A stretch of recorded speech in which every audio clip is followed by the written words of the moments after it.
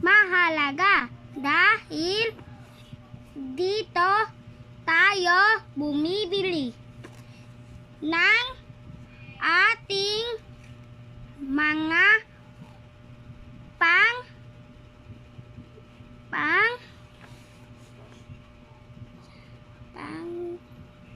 pangangailangan.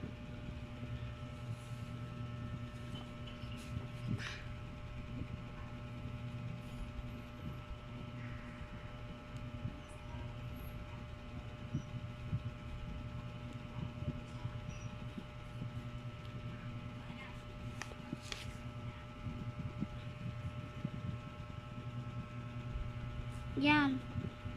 Mahalaga ng simbahan dahil dito tayo naglalaro.